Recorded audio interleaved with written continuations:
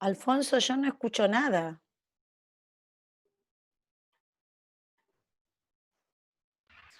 Ahí estamos, Lili. Yo te Ah, escucho, bueno, todos te escuchamos. está, cuando quieras. ¿De cámara? Sí, Pero no veo nada. ¿Qué tal? ¿Cómo están ustedes?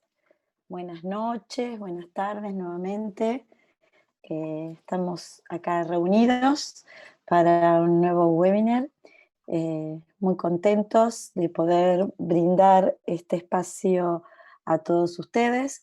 Esta nueva forma de interactuar eh, va a ser una nueva experiencia para el grupo La CID, para respetar los idiomas de la región.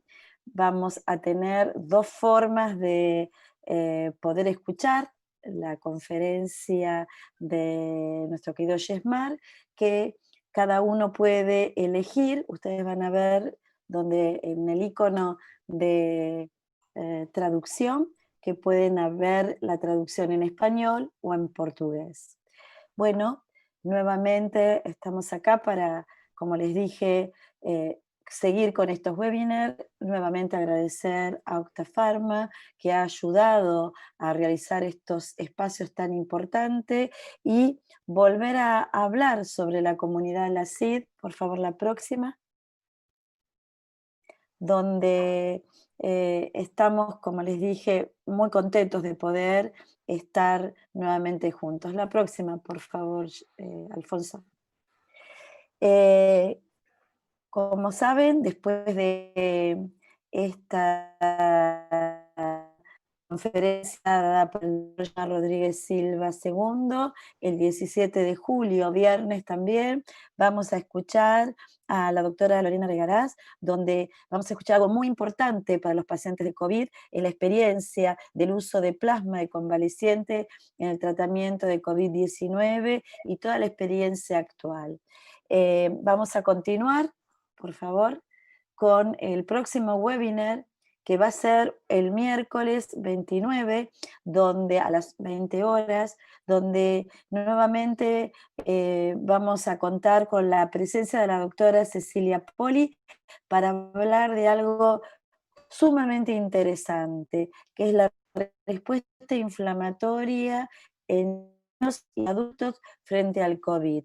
La realidad creo que es un tema muy importante donde después de toda esta trayectoria, de haber visto estos webinars, vamos a poder tratar de entender un poco qué es lo que pasa con la respuesta inflamatoria en tanto la vida adulta como en los niños, y creo que es algo que estamos esperando porque es realmente un evento inmunológico el que produce este virus.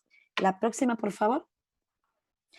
Eh, Nuevamente invitarlos a que se hagan socios de la CID. Ustedes saben que es tan importante eh, contar con todos nosotros en la región. Es importante seguir trabajando juntos. Creo que hemos visto con creces en este momento y me parece muy importante invitarlos nuevamente a que se asocien. Y contarles, por favor, la próxima, que el 15 de julio va a ser el llamado de los nuevos comités, la renovación, tanto del comité de membresía, el comité social y de medio de comunicación, el junior, el de registro y el comité educativo, que necesitamos de todos ustedes, de la participación. Como este año fue un año muy especial, hemos retrasado el mismo y vamos a quedar con una modalidad que ya han sido aceptados por la cabeza del grupo. Hemos invitado a todas las cabezas de grupo que sigan eh, comandando esta función, que es sumamente importante. ¿Por qué? Porque tienen ya experiencia, 2 años es muy poco, y necesitamos, la CID es una sociedad muy joven y necesitamos afianzarnos, por lo cual invitamos a las cabezas del grupo del comité de membresía, de comunicación, junior, de registro y educación, que por favor nos acompañen 2 años más para poder De esta manera, ir entrenando a los que van a quedar, y esto es sumamente importante y desde ya les agradecemos a todos. La fecha, como les dije, comienza el llamado el 15 de julio, el cierre es el 30 de julio y la votación el 8 de agosto. Por supuesto que tenemos que tener la cuota al día y le pedimos por favor la participación. Es muy importante que integren los comités e integren también la votación. Y acuérdense que se va a votar después la secretaria para pasar luego a ser el secretario, el vicepresidente y el presidente de la CID. Bueno, seguimos por favor. Volvemos a hablar de la importancia también de la función que tiene la CID en el registro de nuestros pacientes. Es sumamente importante recolectar los datos para mejorar los diagnósticos, la clasificación, el pronóstico, optimizar las terapias, compilar los datos de las inmunodeficiencias en nuestra región, de la forma de presentación y las infecciones, que a veces es muy diversa o diferente de otros lados del mundo, y realizar, por supuesto, estudios clínicos, genéticos y terapéuticos, tanto dentro de la región como en la participación internacional y multicéntrica. Y como les dije, ya tenemos incorporado también el registro de pacientes COVID con inmunodeficiencias, por lo cual le pedimos por favor que no se olviden de registrarlo. Es sumamente fácil y muy simple de hacerlo. La próxima, por favor. Y ahora sí, ya no voy a quitar más tiempo, voy a presentar al doctor Yesmar Rodríguez Silva II, es profesor de pediatría de la Universidad Federal de Uberlandia y vicepresidente actual de la Sociedad Latinoamericana de Inmunodeficiencias Primarias. Muchas gracias, Yesmar, y estamos ansiosos de escuchar algo tan importante como los caminos terapéuticos frente al COVID hoy. Gracias. Te dejo tu lugar. Por favor, compartir pantalla. Ok. Eu vou dividir a minha tela. Muy bien. Voy a dividir mi pantalla para que podamos comenzar.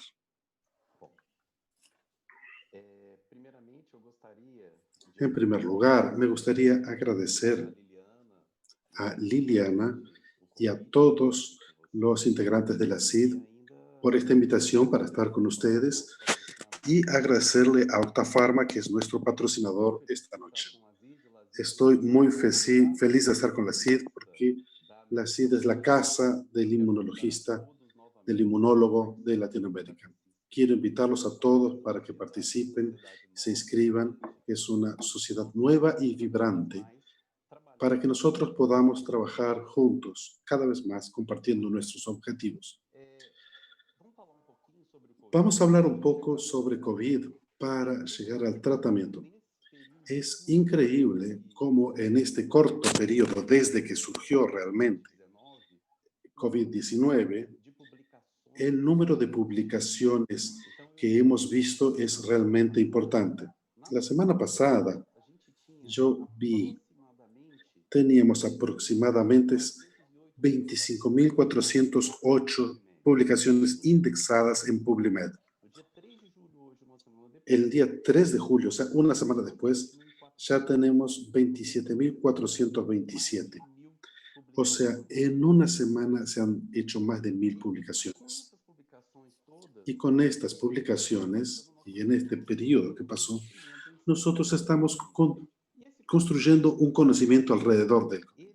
Y este conocimiento es importante porque nos trae un mayor discernimiento y una mejor capacidad de observación clínica y de decisión tecnológica y de tratamiento. Entonces, tenemos un conocimiento de que hay un periodo de incubación de unos 5 días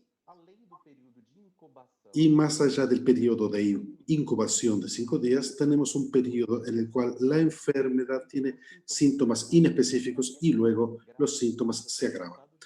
Es esta imagen que ustedes ya conocen de esta fase viral, la fase pulmonar intermediaria y la fase tercera inflamatoria, que es la que trae la mayor gravedad. En estos pacientes que evidentemente tienen COVID-19, la gran mayoría serán pacientes que serán casos leves o poco sintomáticos. Cuanto más pasa el tiempo, más reconocemos que la parte de la base de la pirámide es mayor. Cuanto más estudios hacemos y cuanto aumentamos nuestra capacidad de diagnóstico, podemos ver muchos más pacientes asintomáticos o con muy pocos idiomas. Entonces, la base de nuestra pirámide crece. Efectivamente, el número de muertas, que antes era estimado en 2 o 3%, ahora vemos que es 1% o menos inclusive. Y esto es importante porque tiene una gran implicación en cómo vamos a tratar a estos pacientes. La búsqueda de tratamientos pasó a ser muy importante porque el número de defunciones comenzó a aumentar mucho. Hoy tenemos un panorama mundial en el cual tenemos más de 500.000 defunciones causadas por coronavirus. Entonces, en este sentido, hemos tenido más ensayos clínicos o clinical trials en inglés, que son trabajos que buscan identificar los tratamientos que serían más eficaces para el tratamiento del coronavirus. Hice lo mismo. El día 26 tenemos 2.340 estudios. Y vean el 3 del 7. En unas semanas ya vi este aumento de 2.341 a 2.427 estudios. Entonces, actualmente hoy tenemos, por lo menos registrados aquí, 2.427 estudios relacionados al COVID-19. Es mucha información, son muchos datos. Estos tratamientos los vamos a dividir según sus fases. Tengo tratamientos antivirales, que serían los tratamientos en los cuales yo mato el virus, y los de inmunomoduladores, que son los tratamientos con los cuales yo voy a mejorar este exceso de reacción que el cuerpo produce, principalmente en los casos más graves. Vamos a hablar un poco de estos tratamientos. Tenemos muchas drogas que están siendo evaluadas. Estos son algunos ensayos clínicos y estos nos muestran que vemos medicamentos de diferentes tipos que hoy son utilizados o en la investigación para el tratamiento del coronavirus. Y esta tabla 2 tiene tratamientos algunos más nuevos, que son tratamientos diferentes que comenzaron posterior, incluyendo los anticuerpos neutralizantes, la propia ivermectina. Y todo esto está siendo estudiado. El conocimiento de los tratamientos para una enfermedad nueva se genera muy despacio. Y poco a poco nosotros vamos teniendo una mejor comprensión sobre lo que funciona y lo que no funciona. Y lo que debemos adoptar o no para el tratamiento en la salud pública. Entonces, comencemos un poco hablando de hidroxicloroquina y de la cloroquina. En realidad son medicinas de costo muy bajo, son usadas ampliamente desde hace muchos años para malaria y condiciones inflamatorias crónicas como el lupus. Entonces, ya hace muchos años se describe una actividad antiviral que ya fue estudiada para diversos virus. Sin embargo, hasta este momento no teníamos ningún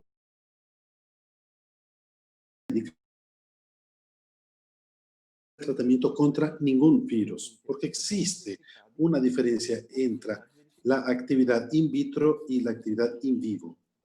Al comienzo de nuestra jornada con el coronavirus en China, tuvimos un estudio muy interesante que mostró realmente este efecto antiviral de la hidroxicloroquina contra SARS-CoV-2, diciendo cuál sería la dosis que realmente sería eficaz para el tratamiento del paciente. ¿Y en dónde es que haría efecto este medicamento? Lo haría en el momento en el que el virus esté dentro de la célula y esta medicina altere te daría la acidificación y la modificación del genoma viral. Y esto va a hacer con que obtenga una inhibición de otras partes del sistema inmunológico también. Entonces esto in vitro se verificó la acción positiva de la hidroxicloroquina. Y entonces se comienzan a surgir diversos relatos de tratamientos relativos a estas dos medicinas. Vamos a hablar solo de la hidroxicloroquina, que es mejor. Y entonces tenemos varias narraciones de casos con pequeños números de pacientes, estudios no controlados, mostrando beneficio en la evolución de la mayoría de los pacientes. Pero nosotros debemos comprender que en realidad tenemos dos situaciones. Una enfermedad en la cual la mayoría de los casos es leve o poco sintomáticos. Yo preciso comprender que lo que está sucediendo es un efecto de la medicina o es una evolución natural de la enfermedad.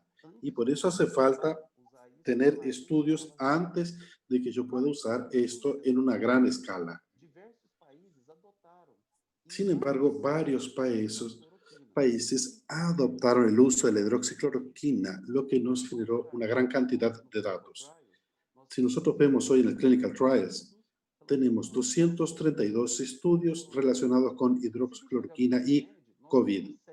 Y nosotros buscamos en PubMed, tenemos 708 estudios de hidroxicloroquina y COVID-19. Entonces voy a empezar con una revisión, porque tenemos muchísima información, pero la gran mayoría de esta información son relatos de pequeños números de casos, opiniones personales, documentación in vitro. Pero cuando yo tomo el número de trabajos, y esta es una revisión sistemática que fue publicado en mayo, aquí podemos separar 23 trabajos dentro de un universo de 800 y tantos, en los cuales ellos tuvieron al menos criterios para analizar. Y de estos 23 trabajos, la conclusión es de que ninguno ofrecía información suficiente para realizar un análisis. Ahora, en junio, aquí en Brasil, el grupo de la Oxford con Brasil hizo un análisis muy interesante también. Es un análisis sistemático, un análisis sistemático de hidroxicloroquina, cloroquina y acitromicina para el COVID-19. Analizaron varias bases de datos y al final llegaron a 591 artículos, de los cuales 542 fueron excluidos por no aportar nada más que opiniones personales,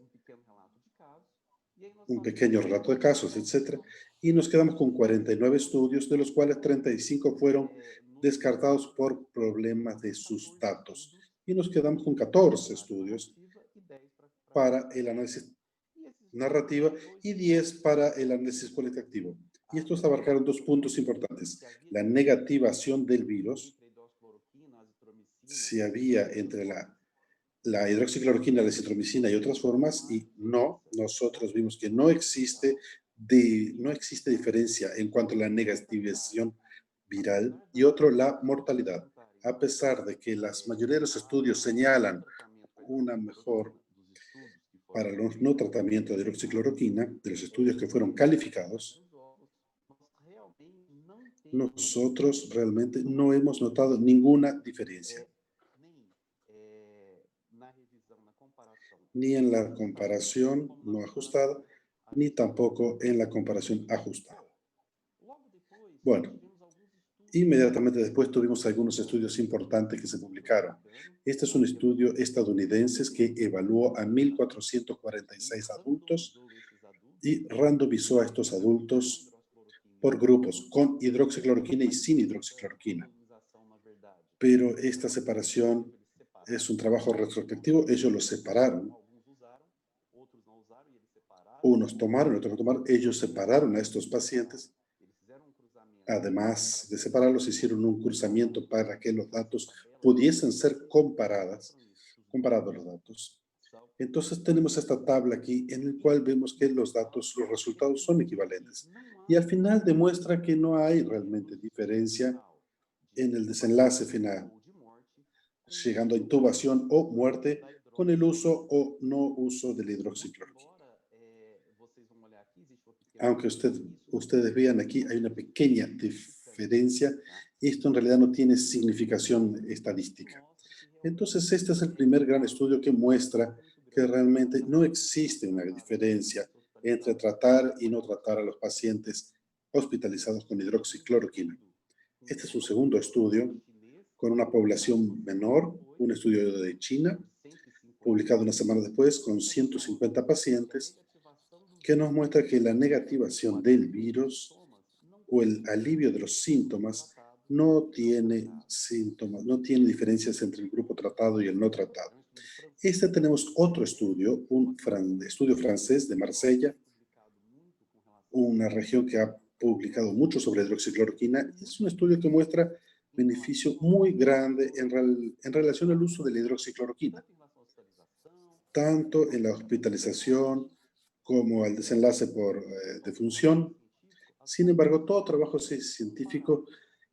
científico, las poblaciones deben ser comparables. Cuando nosotros vemos la comparación entre estos enfermos que tomaron y no tomaron la medicina, tenemos diferencias muy importantes, como la edad de los pacientes,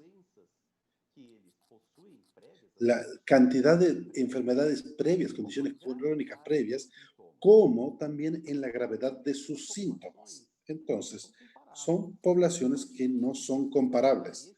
Es difícil, entonces, evaluar este dato porque no se hizo un ajuste de las poblaciones. Este es otro estudio que nos muestra una reducción de la mortalidad muy importante.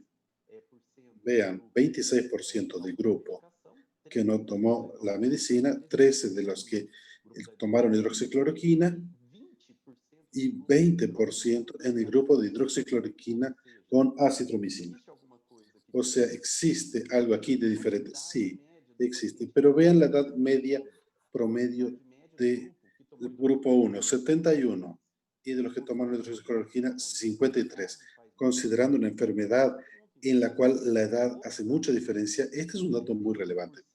Este es otro interesante. 35% del grupo que no tomaron recibió algún tipo de corticoides.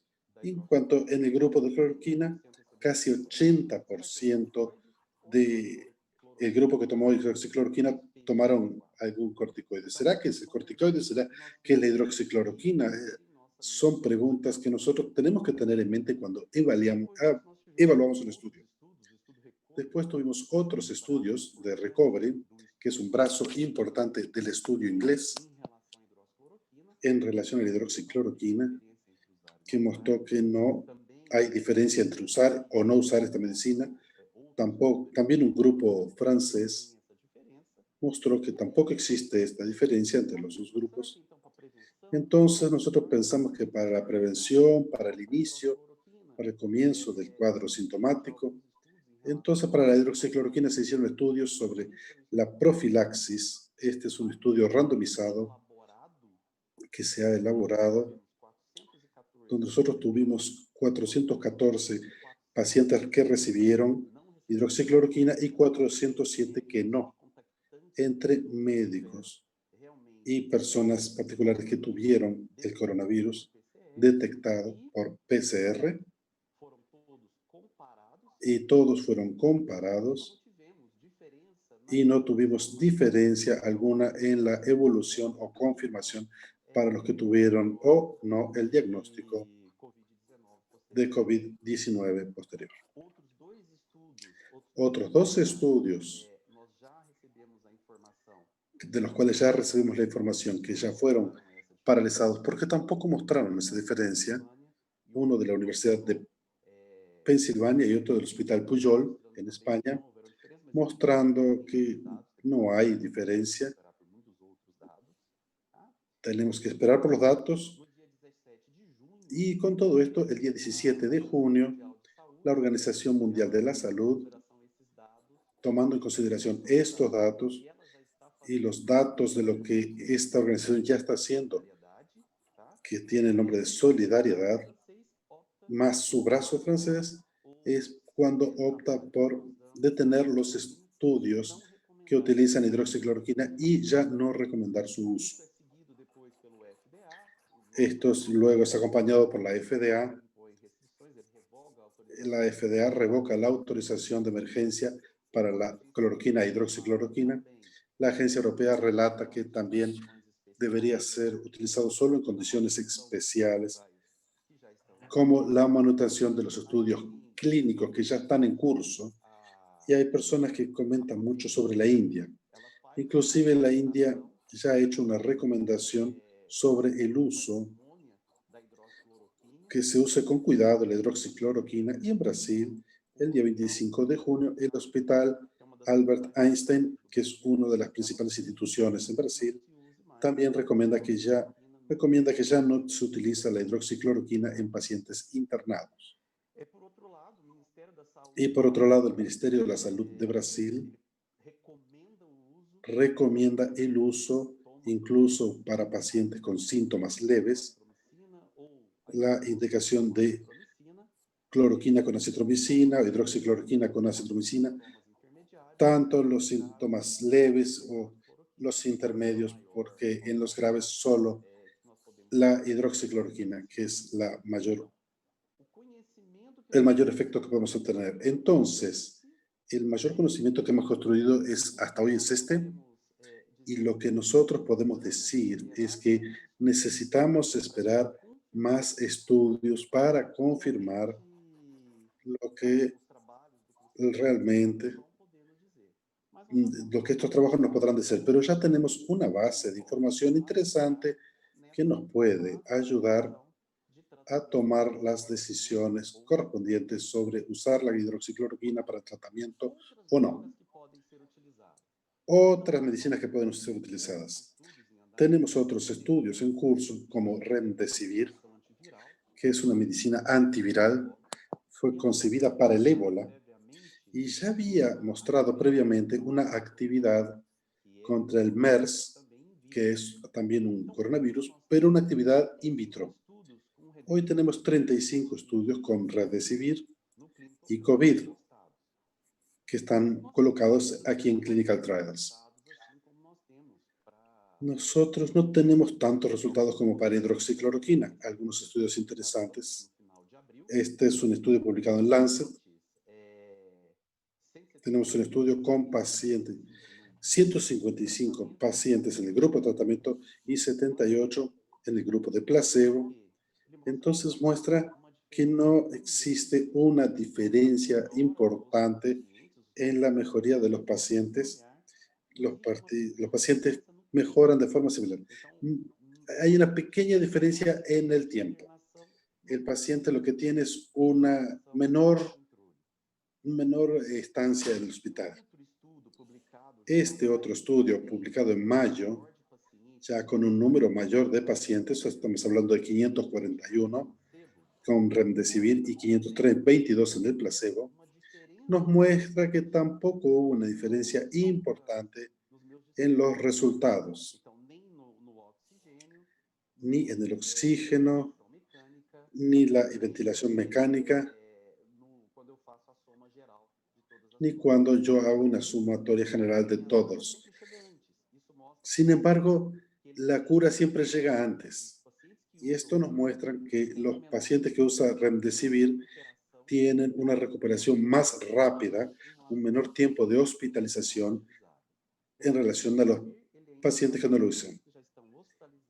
El caso de Remdesivir es para pacientes que ya están internados y ya están recibiendo oxigenoterapia.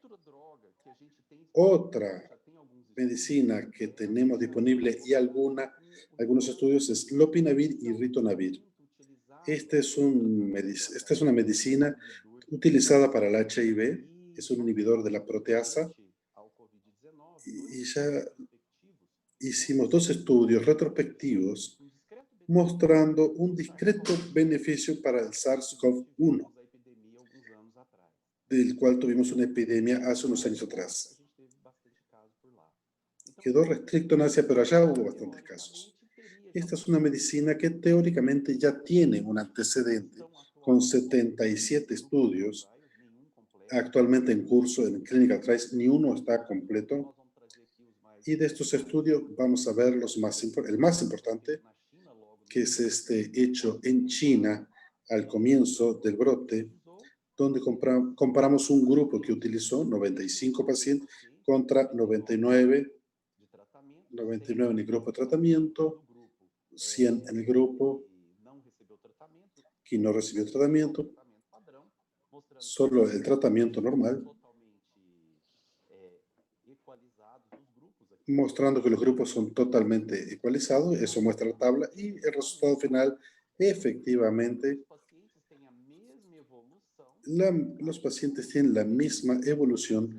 Ningún beneficio se observó utilizando lopinavir y ritonavir, ni en el tiempo de tratamiento, ni en la mejoría del paciente, y tampoco tuvimos una diferencia en la excreción viral. El recovery llegó a resultados semejantes. Es aquel estudio que está dándose en Estados Unidos, con el Reino Unido, por la Universidad de Oxford, mostrando que no hay diferencia en relación al lopinavir, ritonavir contra los datos normales. Entonces, tampoco indicaron ningún beneficio ni para la progresión para la ventilación mecánica o en el tiempo de internación. Otro estudio publicado también en The Lancet mostró un beneficio, pero usaba lopinavir, ritonavir asociado con ribavirina. Entonces, necesitamos algunos datos más para saber si quien hizo la diferencia fue la ribavirina, dado que los otros estudios no mostraron esta diferencia. Entonces, necesitamos más tiempo y estudios posteriores para ver si la ribavirina podrá ser útil en el tratamiento del coronavirus. Otra medicina es favipiravir. Es una medicina utilizada para la influencia A y B. Es una medicina registrada en Japón. Ya se le describió alguna acción contra el ébola, y es una medicina sobre la cual tenemos 28 estudios en curso. Nos llama la atención el estudio que tuvimos del favipiravir, y comparó el favipiravir con el ritonavir, que es la asociación que acabamos de presentar.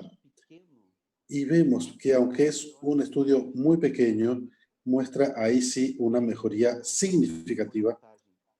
Aquí vemos el porcentaje de datos positivos. Entonces, el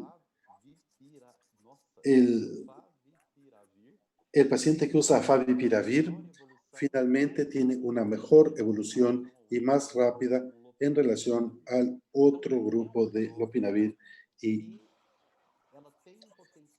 es una medicina que tiene un potencial importante para este estudio, pero necesitamos más de estos. Entonces, aprovechando estos, Rusia aprobó el favipiravir para el uso y tratamiento de los pacientes con COVID-19 que actualmente están internados, y considerando este estudio y otros datos de estudios, principalmente los japoneses, ellos tienen un grupo de datos directos que también presentó beneficios. Entonces, con esta información, Rusia aprobó este medicamento y es el primer país que aprueba el uso de favipiravir para el tratamiento de COVID-19. Ahora, viendo los antivirales, los inmunomoduladores, dentro de esta hiperinflamación tenemos algunas citocinas producidas dentro de nuestro cuerpo que son reconocidamente citocinas con un alto poder inflamatorio. Entre ellas, la IL-6 es una de las más importantes. Este es un pequeño estudio que muestra cuáles son las células y citocinas que se forman, que se sueltan excesivamente en la fase inflamatoria del paciente. Entonces tenemos macrófagos, TNF-alfa, interferón gamma, nuevamente IL-1, IL-18, IL-6 y IL-18. Entonces, una de las funciones de la IL-6 causa fiebre, causa función hematopoyética, diseminación intramuscular diseminada. Nosotros conseguimos esto si podemos bloquear el IL-6. Entonces, en teoría, eso está muy bien. Tenemos que hacer esto en la práctica. Y hoy tenemos en curso 37 estudios utilizando los inhibidores IL-6 para pacientes con coronavirus. Tenemos pocos datos sobre estos estudios aún. Estos son datos de uno de estos estudios, es un estudio italiano que vio a pacientes internados que ya están en estados más avanzados, entrando a la fase 3. Si el tratamiento con el tocilizumab sería diferente de un tratamiento patrón. Tenemos 32 en el grupo con tocilizumab y 33 en el tratamiento normal. Y aquí tenemos una sobrevida de 27 de los 32 que usaron tocilizumab y apenas 22 de los que se sometieron al tratamiento común. Diferencia estatística. Por lo tanto, no podemos decir que haya una diferencia estadística, pero este dato llama la atención y realmente nos propone la necesidad de estudios más amplios para ver si se va a confirmar o no esta diferencia con el uso de tocilizumab o otros inhibidores del IL-6. Inhibidores del IL-1, como les mostré antes, aparte del IL-6, el IL-1 es una citocina inflamatoria importante que puede realmente estar asociada a una fase hiperinflamatoria. Y este cuadro hiperinflamatorio podría ser reducido gracias al uso de los inhibidores del IL-1, pero no encontré ni un solo estudio sobre el particular, solo relatos de casos. Por eso no puse nada, pero tenemos por lo menos 20 estudios en andamiento que relacionan el inhibidor del IL-1 con COVID y espero que pronto tengamos resultados sobre estos estudios.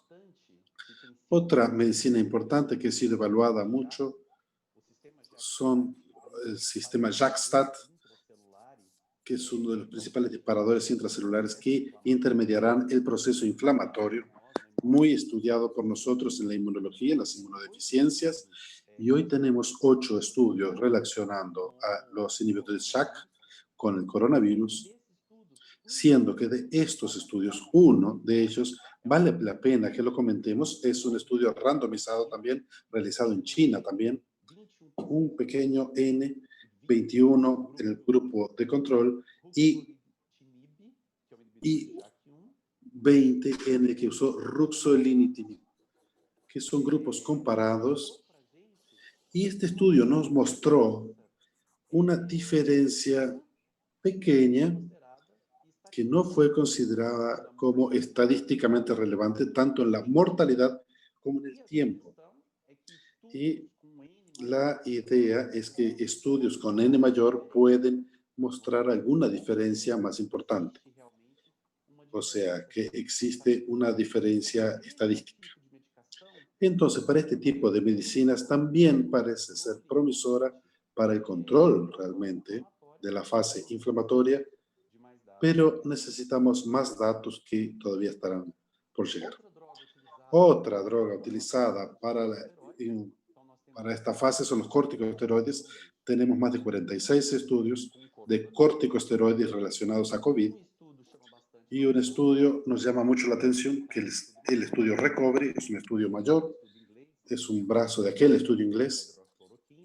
Ya ve que hablamos de Recovery, hablamos de este estudio para tonavir, para hidroxicloroquina y ahora para la dexametasona.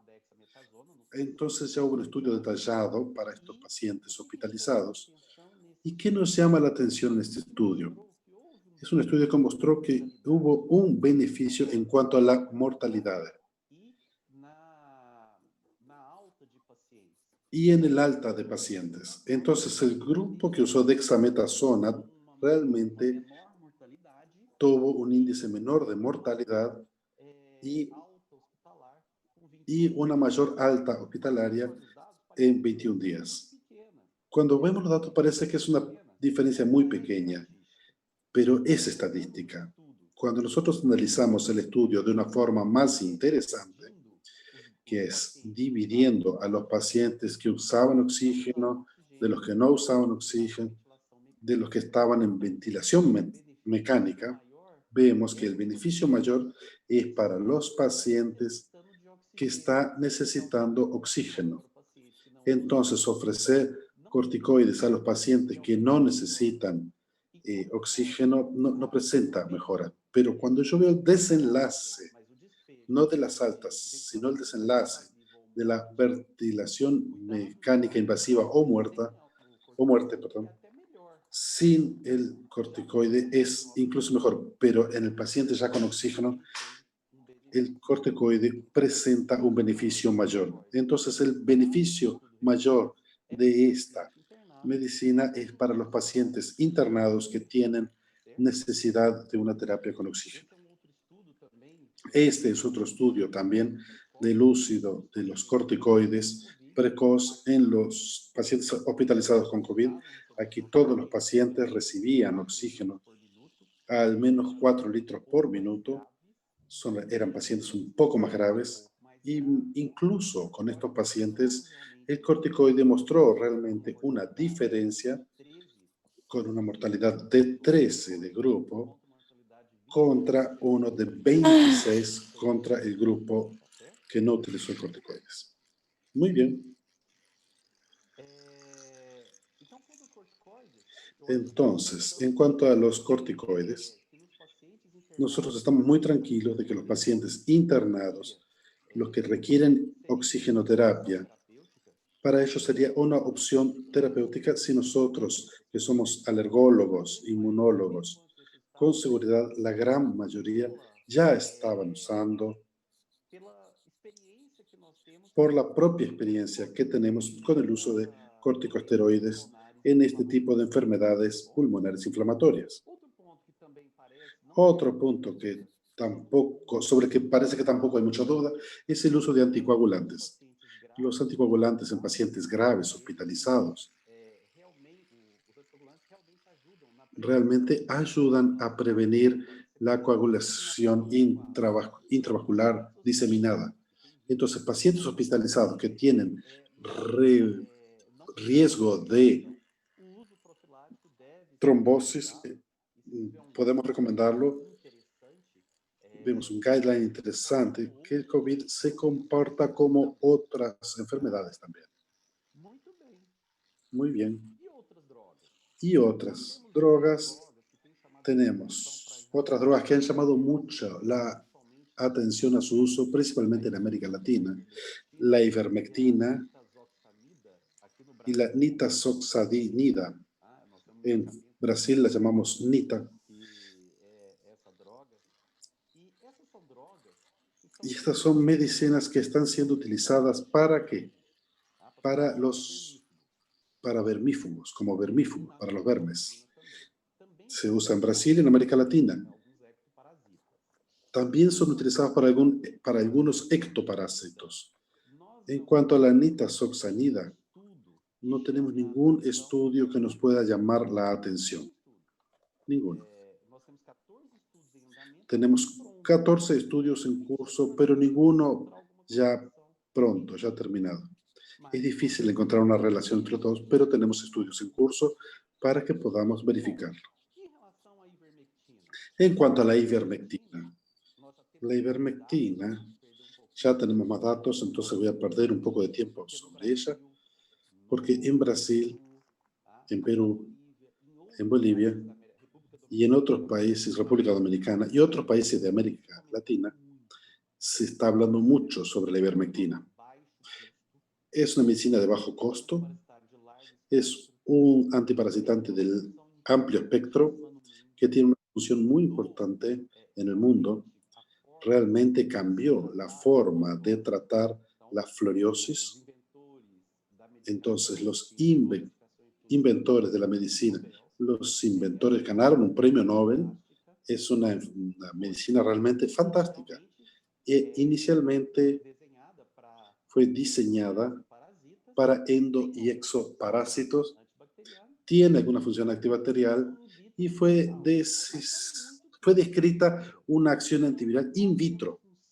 Entonces, nosotros tenemos actuación in vitro para todas estas enfermedades, Zika, influenza, solo que in vivo, ningún estudio nos ha mostrado que la ivermectina pudiese realmente ser eficaz.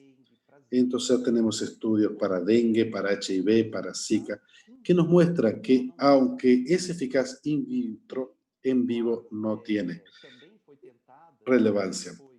Y por supuesto también se hizo un estudio in vitro para SARS-CoV-2 mostrando que efectivamente a partir de una cierta dosificación se obtiene la capacidad de reducir la replicación viral usando ivermectina. Sin embargo, las dosis utilizadas que detenía la replicación viral eran dosis muy, muy elevadas. Y nosotros no pudimos alcanzar estas dosis con la ivermectina. Aquí tenemos la curva de la ivermectina. Ninguna dosis de la ivermectina. Yo tengo 20 horas, una media vida completa. O sea, a las 20 horas su concentración plasmática se redujo a la mitad. Y cuando yo hago una comparación de la dosificación necesaria para acabar con el virus realmente y la dosis que yo puedo alcanzar en plasma, esta dosis es muy, muy menor que la dosis que yo necesito que la dosis necesaria para reducir la replicación viral. Entonces, estos estudios señalan que tal vez, como para los otros virus, esta medicina no será eficaz porque no tenemos la capacidad de llegar a una concentración plasmática que realmente pueda inhibir la reproducción viral, la replicación viral. Aún así, tuvimos un estudio que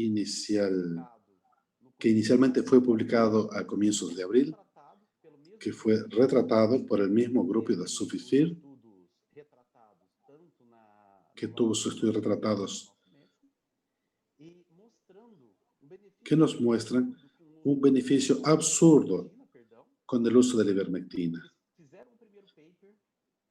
Hicieron su primer papel, su primer escrito, y luego los modificaron, y los dos mostraban los beneficios absurdos, y luego se retractaron, así con todo el escándalo, y retiraron todos estos documentos. Entonces,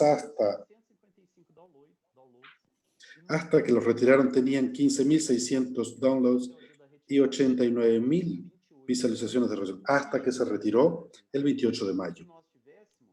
Y esto hizo con que nosotros tuviésemos un boom de la ivermectina. Entonces, actualmente tenemos 31 estudios clínicos, pero independientemente de tener estos estudios que fue retratado, algunos países, especialmente Perú y Bolivia, hicieron de la ivermectina una plataforma para el tratamiento de sus pacientes, inclusive para tratamiento profiláctico, recordando que es difícil pensar un tratamiento profiláctico con una medicina que tiene una vida promedio de menos de 20 horas. Pero esto se convirtió en una plataforma y hoy tenemos 31 estudios. De ellos, 2 están completos. Y yo me esforcé mucho para conseguir uno de ellos, que es un estudio de Bangladesh, en el cual se comparó ivermectina con doxiciclina contra hidroxicloroquina y acitromicina. Comparó estos dos grupos, pero solo en pacientes leves. Retiró a todos los pacientes que tenían comorbilidad y tuvimos entonces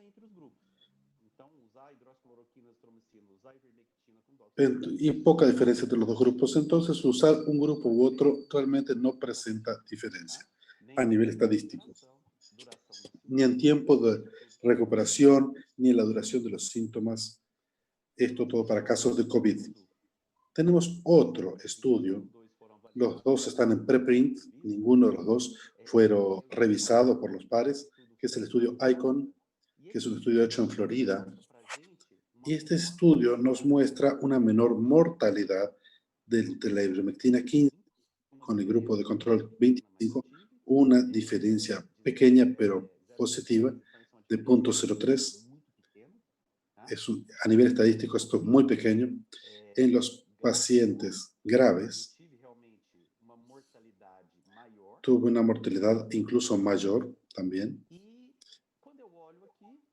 Y cuando veo aquí, los datos todos están comparados, son con poblaciones comparadas. Lo que no veo en este estudio es el número de dosis, cuándo se instituyó el tratamiento y cómo fue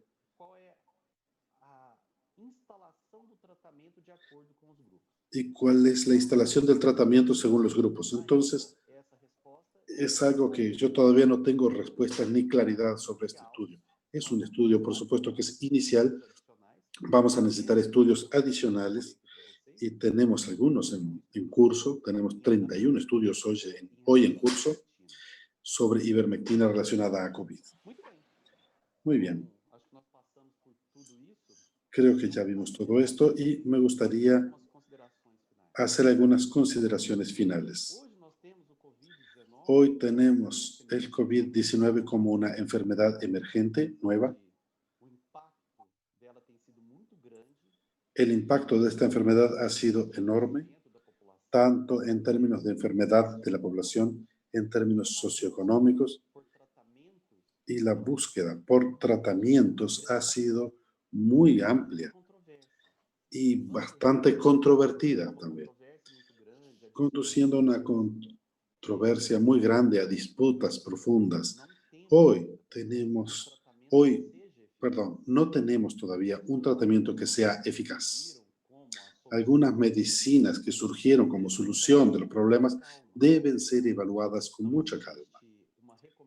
No existe una recomendación que sea mundial. Existe una tendencia en el mundo. La gran mayoría de los países ya no han recomendado la hidroxicloroquina. Otros países aún la utilizan. Pero aquí nos queda un mensaje. Esto no es una pelea. Este estudio nos mostró, este estudio no nos mostró. Una cosa que es importante para la medicina y para obtener una evidencia científica es la reproductibilidad. Si la medicina es buena, es buena. Va a ser buena aquí, allá, en China, en India, en Argentina, en Chile, en Brasil. El hecho de que los estudios nos muestren pequeñas diferencias de mejora para unos y no mejora para la otra, lo que nos muestra es que no tiene reproductibilidad.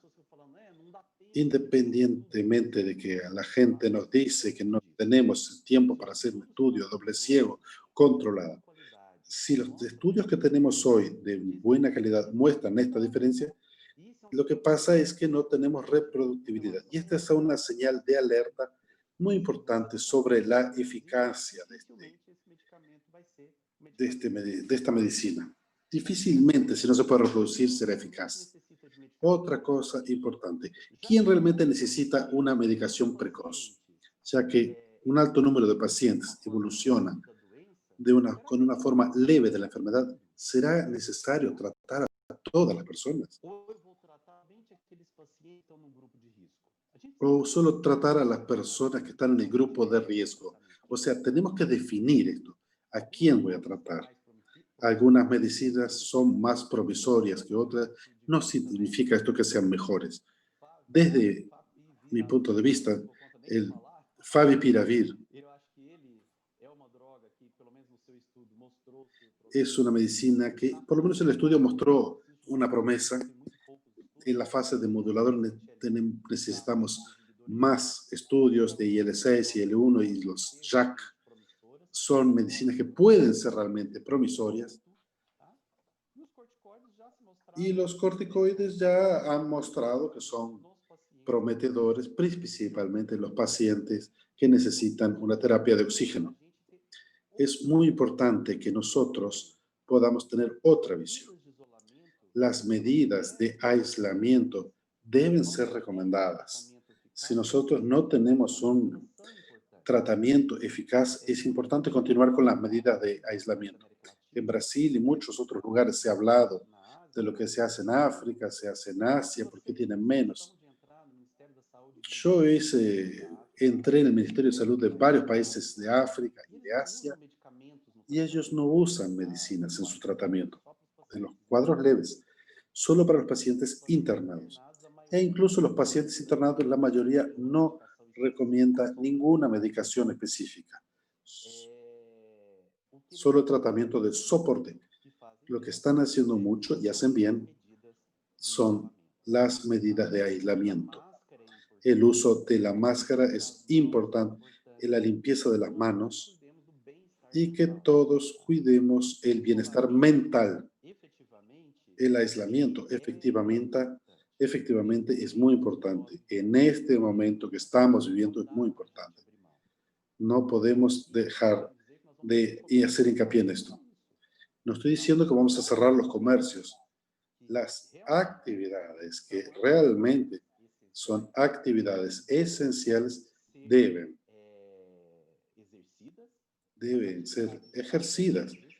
Las actividades generales deben ser hechas, pero la población tiene que tener la conciencia de las medidas que debe tomar para que realmente no exista una contaminación mayor. Y entonces nosotros necesitamos esperar por las vacunas. Ya habló el doctor Constantino sobre la semana pasada sobre esto. Y si todo funciona bien, a mediados del año que viene, tal vez ya tengamos una vacuna disponible, una o más de una, para que podamos contemplar a toda la población y que podamos salir de este problema. Voy a concluir por aquí, pero quedo a disposición de ustedes para que podamos realmente platicar preguntas y lo que ustedes gusten. Muito bem. Bom, obrigado, Bueno. Gesmar. Muchas gracias, Esmar. Tem algumas pessoas comentando. Hay personas que ya están comentando, felicitándote sobre esta clase extremadamente didáctica, muy buena, y yo estoy de acuerdo con estos comentarios. Tengo una pequeña pregunta yo, y luego voy a las preguntas de la platea. Cuando mostraste el estudio de Bangladesh, de casos leves, y comparó la ivermectina con la hidroxicloroquina, pero no lo comparó contra un placebo. Entonces, no comparó un grupo sin tratamiento contra uno con tratamiento para ver realmente cuál es la eficacia, la eficiencia de estas drogas. No sé si nos puedes hacer el comentario. Bueno, sí, exactamente. No hubo comparación. Fueron un tratamiento contra otro tratamiento. Muchos de los tratamientos estos, cuando uno ve, son estudios que realmente no van a ir a ningún lugar porque no hacen una comparación adecuada. Pero el estudio clínico es una forma de obtener los datos disponibles para la publicación. Hoy, para hacer una publicación, un estudio de intervención, es necesario contar con un estudio registrado en Clinical Trials. Voy a hacer otra pregunta. Por ahora, mientras nos llegan otras preguntas de Brasil, tenemos apenas las preguntas de la doctora Eliana Toledo. La primera pregunta es, en Brasil tendremos la próxima semana el comienzo de las pruebas con la vacuna Coronavac chinesa de virus inactivado y también la de AstraZeneca, que es de tecnología diferente. En su opinión, ¿cuál es la más prometedora? Por los datos iniciales de la fase 2, es la de AstraZeneca. Usa la tecnología en la cual vamos a expresar pequeñas porciones del virus que va a generar anticuerpos más específicas para la región de conexión del virus. Cuanto la otra generará anticuerpos contra todos los virus, es menos específica.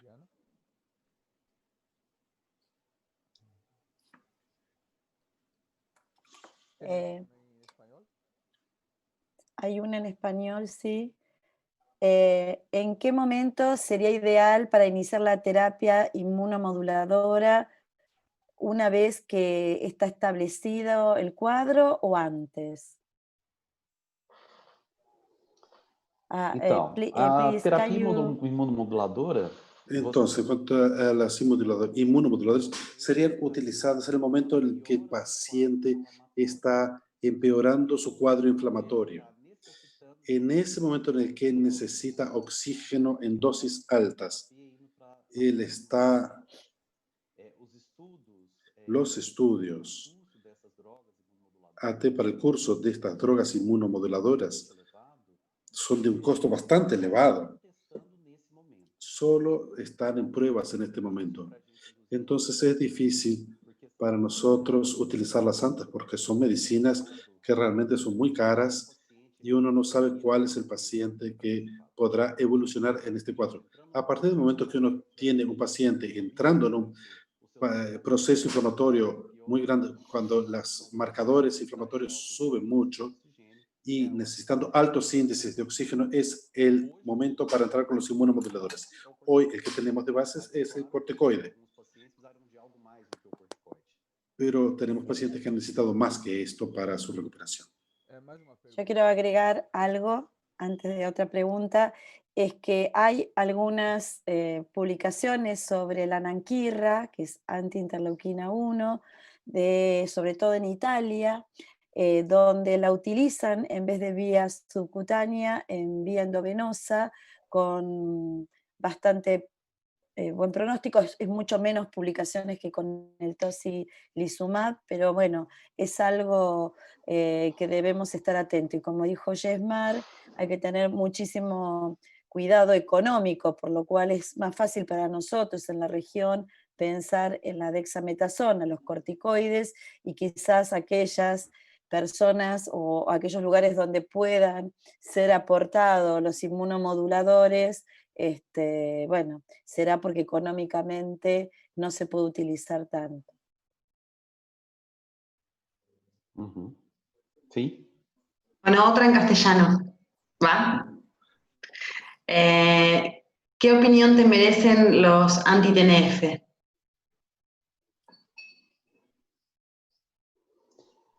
Então, eu levantei poucas coisas sobre anti-TNF. Yo investigué poco sobre anti-TNF. No es una medicina que está realmente en la cresta de la ola. Teóricamente tendrá un efecto, pero yo creo que el efecto de ella será menor que el de anti-L1 y anti-L6, inclusive porque los L1 y L6 están más implicados realmente con el proceso inflamatorio local. Recordando que el inhibidor de JAK va a inhibir a nivel celular el sistema JAK-STAT, que va a funcionar tanto para el L6 como para el PAR. Y el L1 también.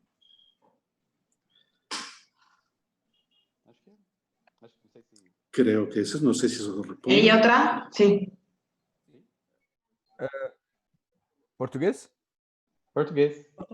Portugués. Doutora Eliana, também outra pergunta. Podemos dizer que, de acordo com as... Podríamos decir que de acuerdo con las actuales evidencias, la cloroquina, así como ritonavir, son no eficaces para COVID-19?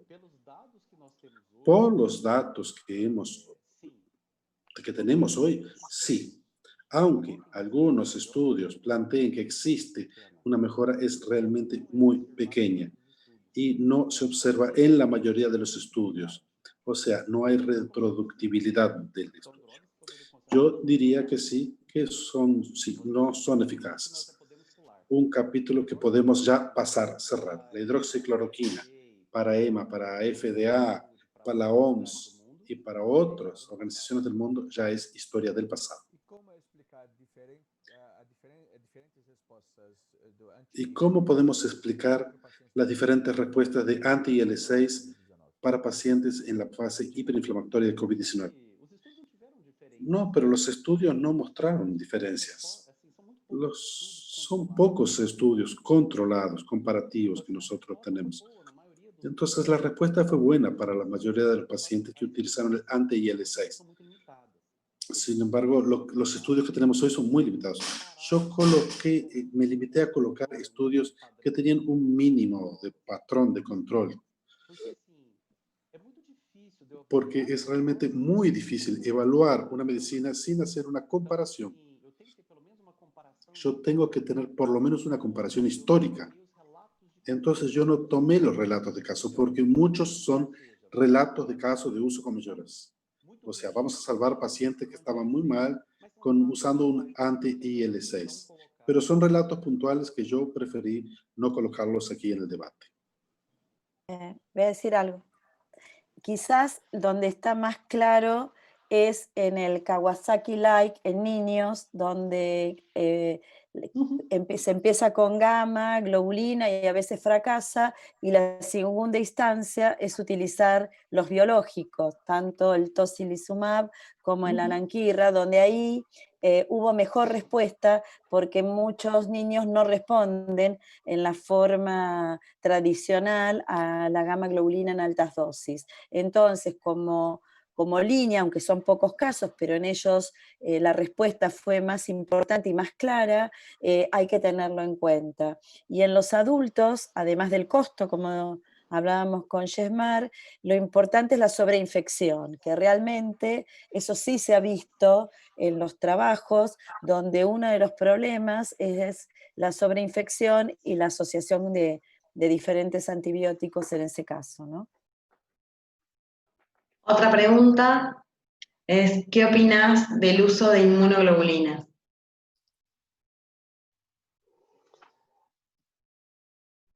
Então, a imunoglobulina... Entonces, la inmunoglobulina normal, su eficacia no será tan importante. No tiene eficacia en realidad. Algunos estudios lo utilizaron, pero... Por otro lado, el uso del plasma convaleciente, yo no dije eso porque es una clase específica de Lorena de la semana que viene. Gracias. Están siendo probados anticuerpos monoclonales específicos o plasma enriquecido. Son aquellos en los cuales uno va a enriquecer apenas con los anticuerpos específicos del coronavirus. En estas situaciones creo que vamos a tener mayor eficacia, pero la inmunoglobulina actualmente, así los estudios no han mostrado nada, incluso porque las inmunoglobulinas que tenemos hoy fueron recolectadas y fueron medicinas preparadas antes del coronavirus. Entonces, las personas no tenían todavía los anticuerpos contra coronavirus. Una pregunta de la doctora Eliana. Eliana está inspirada hoy. ¿Cuál es el papel del antifactor 12 en el tratamiento de COVID-19? Yo no he leído nada. Puedo comentar sobre eso. Estamos haciendo un estudio que evalúa la vía de bradicilina, la calicaína bradicilina, para el tratamiento del edema pulmonar de COVID. Y el factor 12 es uno de los iniciadores de esta vía. Entonces podría ser una hipótesis también que inhibiendo el factor 12 se pueda inhibir la vía de la bradicitina. Y tal vez los inhibidores del factor 12 tal vez sean una opción de tratamiento que debe ser estudiado.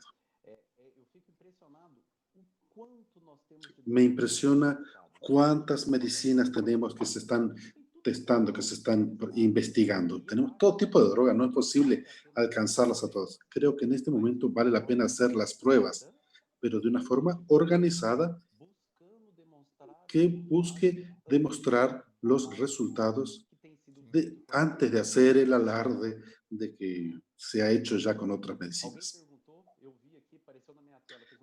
En mi pantalla apareció cuál sería la mejor. Dexametasona. No sé, no tenemos estudios comparando los dos. Un estudio que yo he mostrado era con la dexametasona y otra con la metilprednisolona. Creo que cada servicio podrá utilizar lo que tenga, si ya está patronizado en su grupo de trabajo. Nosotros, particularmente, a nosotros nos gusta mucho la metilprednisolona y la mayoría de los grupos hoy tiene patronizada o estandarizada la metilprednisolona en Brasil. Acá hay otra pregunta. Dice, ¿qué opina del uso de corticoides y el clearance viral, así como la sobreinfección bacteriana? ¿Lo recomendaría a pesar de no tener un antiviral como primera línea? Bueno, O Cláudio, repete para mim pouquinho a pergunta. Eu não entendi. Ok. Voy a necesitar que me la repitan porque yo tampoco le... sí. Lili. ¿Qué opina del uso de corticoides y el clearance viral? Así como la sobreinfección bacteriana y el Espera. clearance viral, no entiendo. Clearance viral. O sea, Clearance. corticoide y virus. Y la eliminación Fala em del virus. espanhol. Deixa eu mudar para o espanhol. Lili? Sí, de eliminación del virus. No es clara la pregunta, perdón, el que la hizo. Aham. El uso de corticoides y el clearance viral, Ah, así ok. Clearance como, viral. Clearance. como la sobreinfección Ok. bacteriana. Sim. Y si lo recomendarías a pesar del A cuadro. recomendação do La corticoide recomendación del corticoide sería para los pacientes internados sin uso de oxígeno, que están evolucionando a la fase inflamatoria. No utilizarlos en la fase inicial. El estudio Recovery que nosotros mostramos presenta que es mucho mejor el cuidado patrón para el paciente que todavía no necesita de oxígeno, que no entró aún en la fase inflamatoria. La indicación del corticoide es cuando el paciente necesita oxígeno. Necesita oxígeno, entra con corticoides. Y en cuanto a la infección, vamos a tener que tratarla. ¿Y el uso de pulsos? Es otra pregunta. são doses habituais do No son medicamento. pulsos, son dosis habituales del medicamento, no son dosis altas. El estudio americano utilizó de medio a 1 miligramo por kilo y la dexametasona, si no me equivoco, son 6 miligramos. Podemos checarlo, pero creo que son 6 miligramos para adultos. 6. No son Sí. dosis muy altas.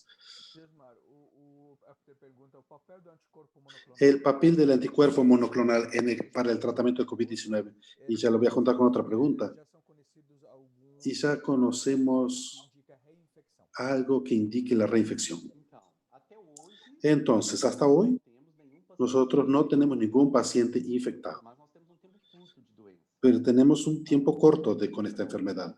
Entonces, si nosotros tomamos el primer caso hasta hoy, pasamos 6-7 meses. Necesitamos más tiempo para obtener esta respuesta. Muchos virus producen inmunidad permanente. Otros virus no. Todavía no lo sabemos. Es realmente muy difícil dar esta respuesta. Y es muy difícil porque el principal marcador, la principal parte del sistema inmunológico que se activa contra los virus son los linfocitos CD8, CD4 y las células CD4. Y para nosotros tener acceso a estas pruebas es realmente muy complicado. La presencia del anticuerpo muchas veces no garantiza que este anticuerpo efectivamente eliminará el virus. De la misma forma que si no tenemos anticuerpos, la inmunidad celular puede estar muy buena y usted también puede no presentar síntomas de la enfermedad.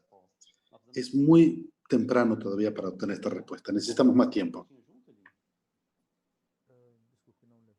Não, era isso mesmo, né? Acho que era. Eran las dos preguntas. Tem mais Acá hay una que dice Tenemos una plasma pregunta. más corticoides. ¿Qué opinión tienes? Eu acho que um não exclui o outro. Yo creo que uno no excluye al otro. Si el paciente está utilizando corticoides, puede usar el plasma para efectivamente neutralizar o reducir la carga viral, Não acho que são excludentes. ser utilizados en conjunto con pacientes graves. E tem alguma evidência do benefício do uso ¿Y existe alguna evidencia del uso profiláctico de alguna medicina entre profesionales de la salud o entre contactantes con personas de la enfermedad? Hasta ahora no, quitando los videos de YouTube que fueron ampliamente diseminados en Brasil y en América Latina. No piensen que es solo en Brasil, en toda América Latina. Quitando los videos de YouTube, no hay nada de este tipo. Los trabajos que presenté sobre hidroxicloroquina no mostraron beneficio y en relación a la ivermectina no tenemos nada. Entonces es imposible hacerlo, no hay ninguno. Yo tengo una opinión personal. Yo creo que la ivermectina no va a funcionar como un profiláctico preventivo porque la media vida cae demasiado rápido. Va a prevenirse que no alcanza la dosis para matar al virus dentro, la concentración plasmática. Y además de eso, su vida media cae muy rápidamente. ¿Cómo vamos a hacer? Entonces, es muy poco probable. Y entonces, una pregunta sobre anticoagulación, oxiparina para pacientes en domicilio. Entonces, la recomendación del uso de los anticoagulantes es para los pacientes que están en el hospital y que tienen un riesgo. Entonces, la indicación de heparina o análogos. No tenemos recomendación de uso de anticoagulantes para pacientes en domicilio. Si él está en el domicilio es porque tiene un cuadro leve y no tiene necesidad de tomar esto. No, yo no veo ninguna. Creo que no hay más. You have one in portugués? No. Bueno. Muy bien. Muy buena. Muy linda, muchísimas gracias. Volvemos a repetir que nos veremos el 17 y completaremos algo tan importante como la experiencia ya del uso de plasma, tanto en la Argentina, y Lore creo que va a mostrar un video de la experiencia de Cuba, y la verdad creo que esto nos está permitiendo estar muy activos, muy presentes en algo que está pasando en la región. La idea es que en el mes de agosto vamos a seguir con otros webinars donde vamos a incluir a los pacientes. La idea es responder preguntas y respuestas, así que ya les iremos diciendo. Y también va a haber un espacio de presentación de casos clínicos, así que va a haber una invitación a aquellos que han tenido pacientes y han tratado, porque esto es sumamente importante para compartir. Y ahí vamos a invitar a la doctora Alejandra King de Chile, que va a ayudarnos a coordinar la recolección de casos, y creo que va a ser muy importante para poder también activar nuestro registro. Bueno, muchas gracias, buenas tardes, buenas noches, y espero que tengan un buen fin de semana. Cuídense. Muchas gracias. Un beso a todos. Chao. Adiós. Boa noite.